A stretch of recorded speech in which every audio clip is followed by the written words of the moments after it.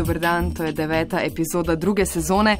Odbite dobite se je v minulih 3 tednih ukvarjala z varnostjo, stavim pa, da tudi tokrat ne bo mogla mimo nje. Razprava bo velikokrat omenjala varnost na spletu. Odbite dobite so še vedno Maruša Kerec in Anže Tomič. Živjo. Tokrat pa volitve na spletu, tema, zato dober dan gostu, Filipu Dobraniču z iniciative Danes je nov dan. Bravo. V prvem krogu predsedniških volitev 2017 v Sloveniji za slabo udeležbo krivimo tudi vreme, ampak čisto resno pa čisto vsi govorijo o tem, da bi predvsem mlade pritegnili z volitvami prek spleta spet. Je to sploh dobra ideja? Ja ali ne? Filip in Anže v eni besedi na začetku pred razpravo za ali proti? No daj, Filip. Proti. Enako, tako da ne bo tega napetost bi lahko rezali z nožem momenta. Edini uspeli poskus v Evropi je Estonija. Že leta 2005 je uvedla elektronsko glasovanje, torej volitve prek spleta. Prvič so jih v praksi preizkusili na volitvah leta 2007.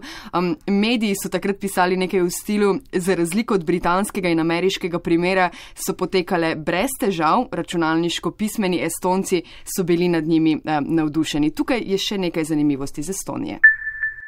Estonija je verjetno edina država na svetu, v kateri je 99% vseh storitev digitalnih, za državljane dosegljivih 24 ur na dan, 7 dni v tednu. Samo analogni so še vedno poroka, ločitev in nakup nepremičnine. Osebna izkaznica je hkrati vozniško dovoljenje, kartica zdravstvenega zavarovanja in vozovnica za javni promet. Državljanu omogoča brezplačno internetno povezavo v nekaterih restavracijah. Če jo povežemo z osebnim računalnikom, pa lahko, na primer, v pičlih 8 sekundah oddamo napoved za odmero dohodnine. Poroka in ločitev dveh oseb, precej logično, da vsaj to ostaja nedigitalno. Ja, čeprav meni so ljudje, ki so ta sistem postavljali, rekli, da poroke in ločitve so ključnega problema zaradi tega, ker jim manjkajo papiri, kdo je od koga stariš, pa kdo se je kje rodil in ne morejo te baze sploh napolniti in potem so kar dvignili roke in rekli, ne bomo tega dovolili brez človeka vez. Zanimivo. Pa še super je, da pol pri ločitvi, da se morata te dva človeka še enkrat srečati in nekaj podpisovati. Bi bilo pa lažje na spletu. Na spletu, ja. Danes se bomo pogovarjali o tem, zakaj torej ne proti volitvam na spletu v Sloveniji. Zdaj samo en pogled v prid za. Poklicala sem v Tallinn.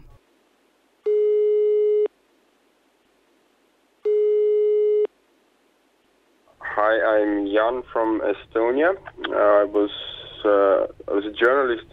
Jan Jögis, dolgoletni novinar, zdaj svetovalec in PR-ovec, predvsem pa e-državljan, opisuje izkušnjo elektronskega glasovanja na volitvah v Estoniji.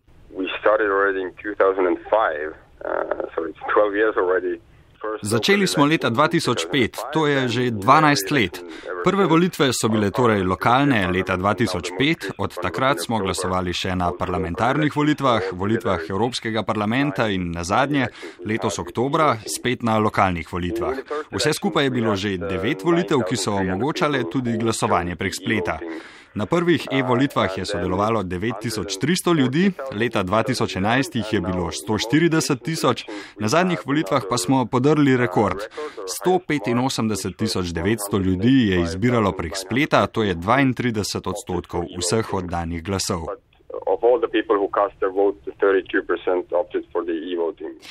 Kdo so ti ljudje, mlajši, študenti? It is mostly Ja, to so mlajši, ampak ne samo 20 ali 25 letniki. Nimam najbolj svežih statistik, ampak večina udeležencev e-volitev je starih med 18 in 40 let. Zakaj so volitve na spletu tako razširjene? Ogromno estonskih javnih služb in storitev je že digitalnih. Naprimer plačevanje davkov, podpisovanje pomembnih dokumentov, naprimer pogodba z banko, vse to je elektronski podpis in ljudje so tega navajeni. People who are using technology on a daily basis are used to using e-solutions. Kaj potrebujem kot državljanka Estonije za udeležbo na e-volitvah? Elektronsko osebno izkaznico? tudi kakšno potrdilo, podpis kakšnih dokumentov? Actually, in Estonia, by law, you are required to have an ID card. V Estoniji že po zakonu moraš imeti digitalno osebno izkaznico, potni list je tudi lahko digitalen, ni pa nujno, osebna izkaznica pa je obvezna.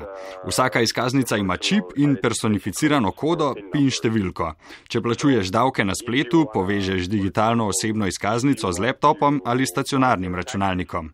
Enako je z e-volitvami.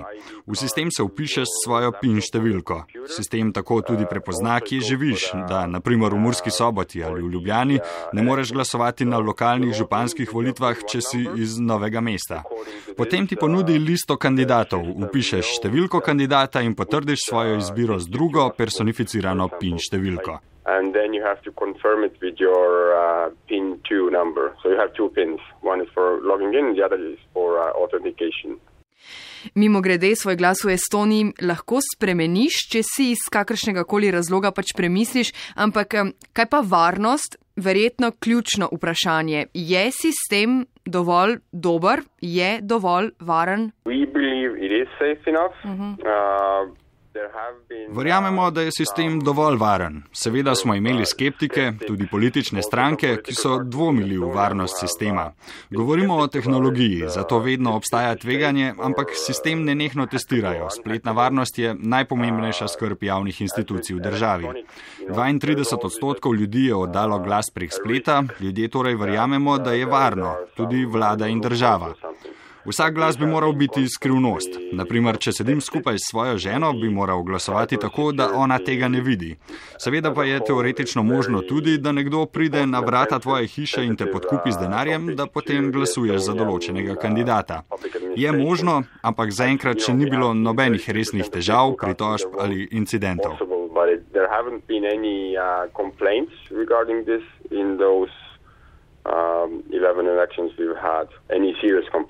Jan omenja lep, čudovit digitalen svet. Anže in Filip sta z mano v studiu.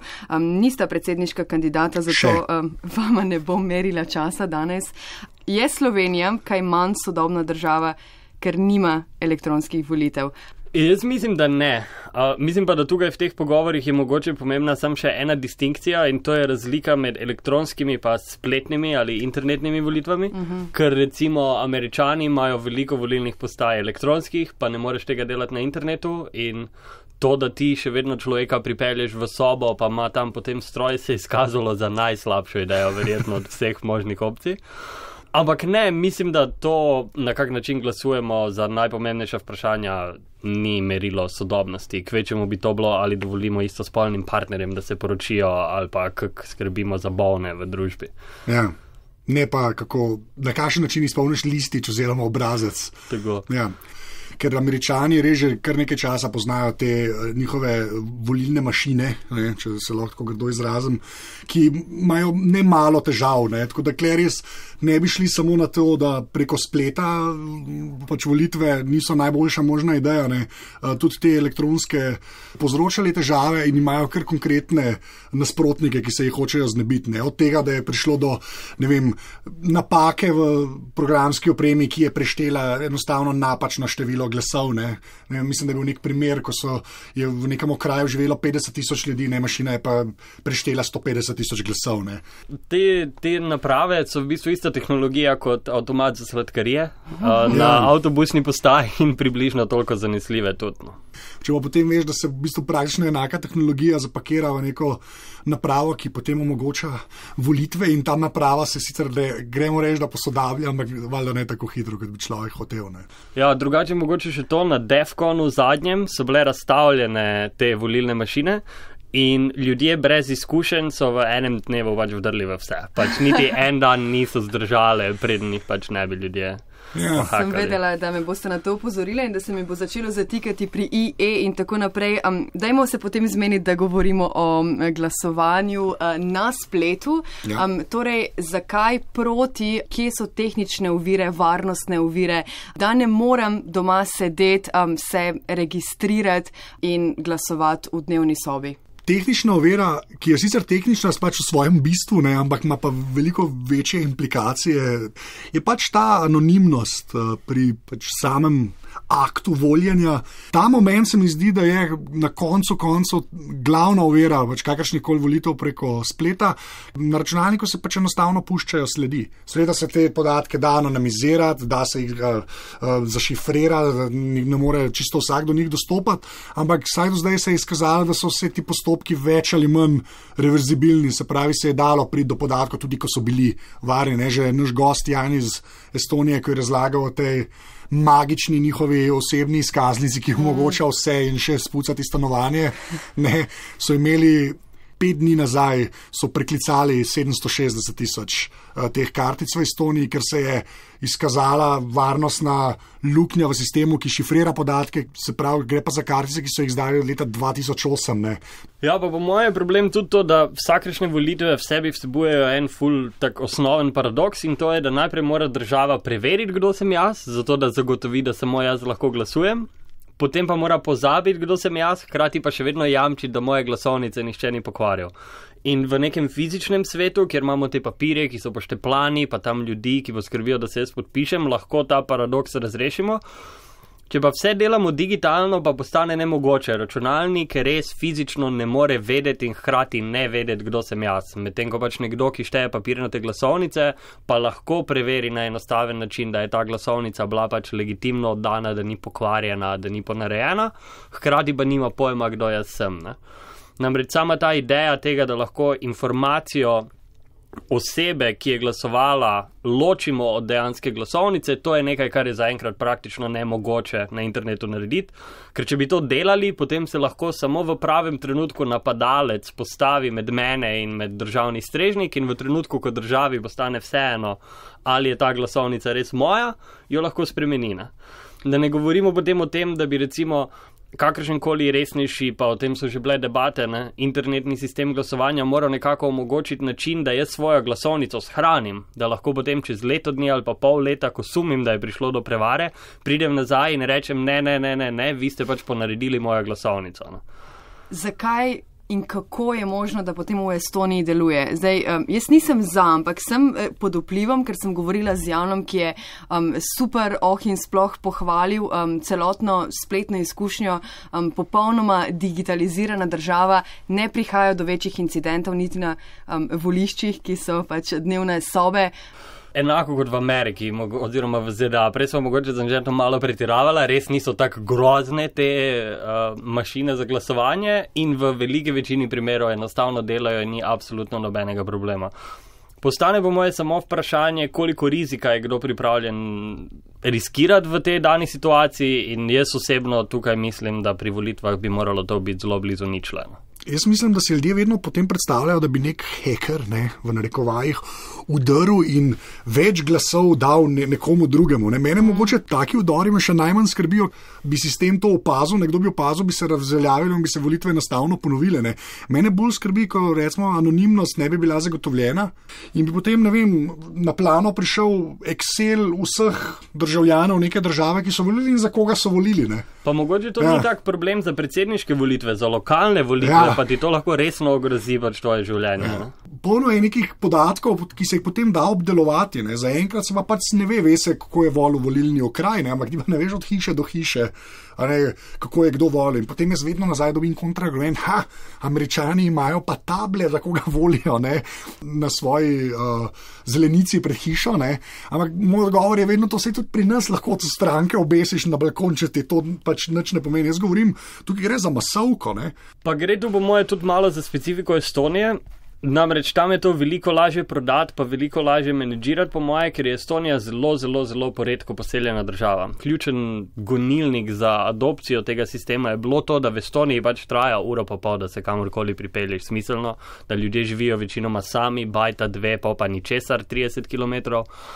In taka situacija je tam pač veliko bolj vzdržna, kot pa pri nas, ko res, jaz si tudi ne predstavljam, kaj bi se zgodilo, če bi tam vsem Ljubljančanom rekli, ti si tako glasoval na predsedniških volitvah. Ja. nek referendum, kjer bi se bilo potrebno izglasiti samo o nekem vprašanju, jaz bi to veliko lažje sprejel, da bi se to dogajalo preko interneta, kot pa parlamentarne volitve, kjer se dejansko oblačajo iz zakonodajni in izvršni veje oblasti. Ampak po drugi strani imaš tudi vsebinski problem. Ne? Meni bi bilo ok o drugem tiru glasovati javno, mislim pa, da bi znalo biti problematično o istospolnih partnerstvih glasovati javno. Se strinjam in to govoriva tukaj zdaj dva, jaz in Filip in Tim Maruša, v končni fazi, ki smo ljudje, ki smo načeloma navdušeni na tehnologijo. Ne?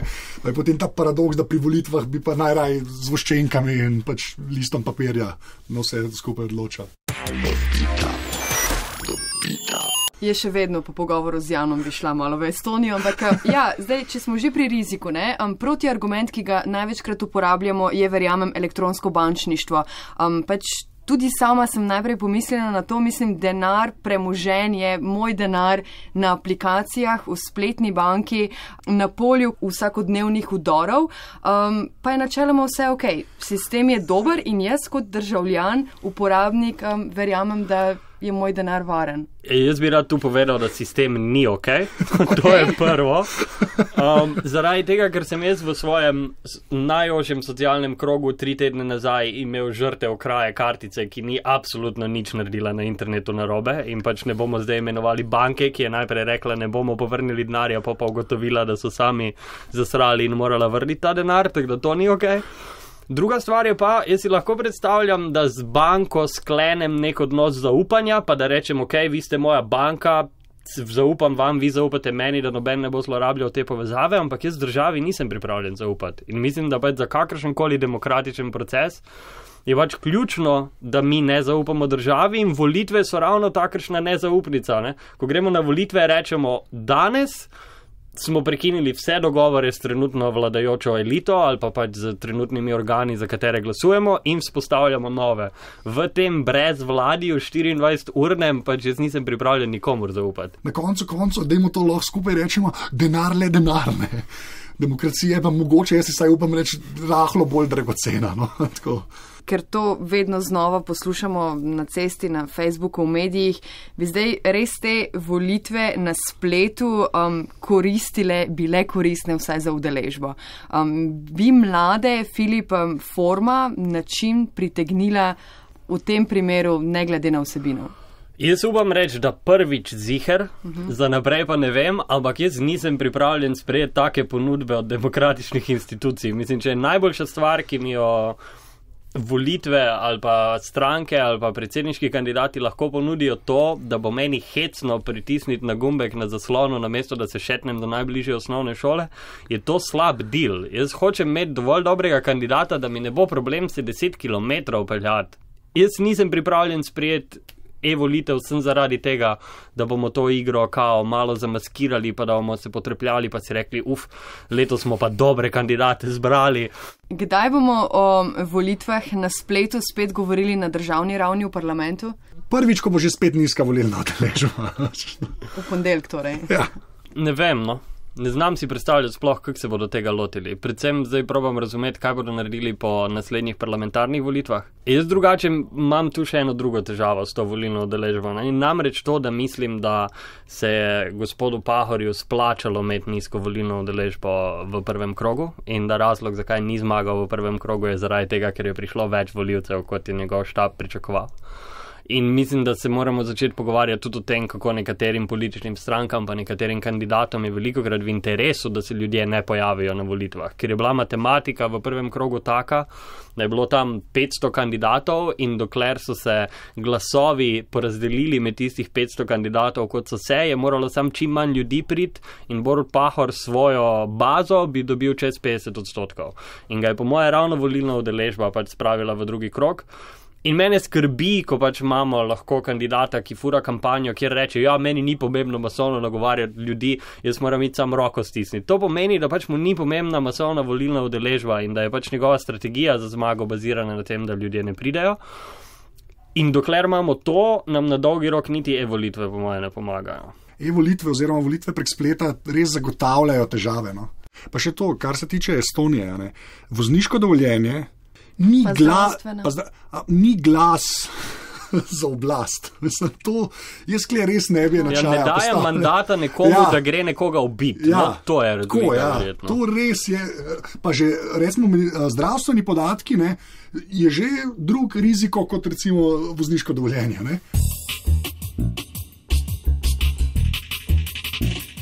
Vse to, ali kaj? Ja. Proti.